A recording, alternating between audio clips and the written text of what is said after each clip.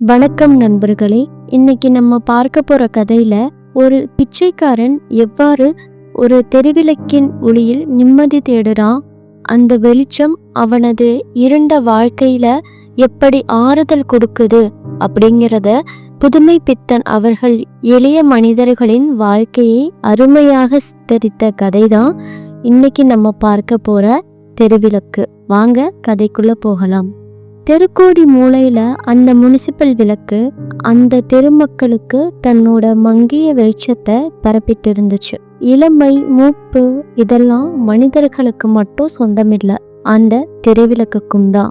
ஒரு சிறுவன் விளையாட்டா ஒரு கல்லை எரியும் பொழுது அந்த தெருவிளக்கு உடைஞ்சிருச்சு. அன்னையில இருந்து அந்த விளக்கு முன்பு போல வெளிச்சம் இல்ல, உடைந்து போய் மங்களா பாதி வெளிச்சம் மட்டும்தான் கொடுத்துச்சு. அந்த தெருமக்கள்லாம் சேர்ந்து இந்த விளக்கு இனிமே தேவையில்லை, இத அப்புறப்படுத்திடலான்னு முடிவெடுத்து அதை எடுத்துட்டாங்க. அது அவங்களுக்கு வேணா தேவையில்லாம இருக்கலாம், ஆனா ஒரு கிழவனுக்கு அதுதான் தோழன். ஒத்த வயசுல தானே நட்பு வரும்.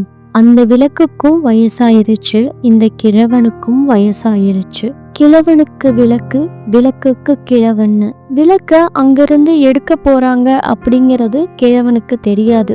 அவனுக்கு எப்படி தெரியும்? அவன் தான் வயிற்றுக்கு பிச்சை எடுக்க வேணாமா?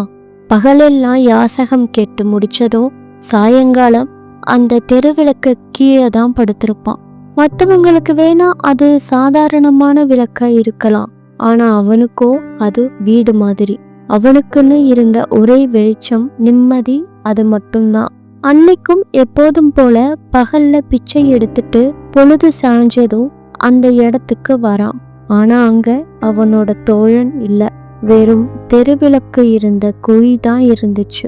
கண்ணு தெரியாதவனோட கைத்தடிய யாரோ பிடுங்கினா எப்படி இருக்குமோ அப்படி இருந்துச்சு அவன் மனநிலை. அன்னைக்கு அவனுக்கு அந்த உலகமே சூனியமா அர்த்தமற்றதா ஆயிருச்சு. இத்தனை நாளா அந்த உடைந்த விளக்கு அவ்வளவா வெளிச்சம் தரலைனாலும் ஏதோ அந்த கல் தூணை தொட்டு பார்த்துக்கிட்டு ஆறுதல் அடைஞ்சான். இப்போ அதுவும் இல்லை. மறுநாள் காலையில அந்த கிழவனோட உயிரில்லாத வெறும் உடல் மட்டும்தான் அந்த இடத்துல இருக்கு. அடுத்து அந்த பழைய தெருவிளக்கு இருந்த இடத்துல இப்போது ஒரு புது மின்சார விளக்கு. அதற்கு கீழே சிறுவர்கள் விளையாடிக்கிட்டு இருக்காங்க. அவங்களுக்கெல்லாம் பழைய கிழவனை பற்றியோ இல்ல அந்த பழைய விளக்க பற்றியோ கவலை இல்லை. பழையன கழியும், புதியன வரும், இதுதான் உலக நியதி.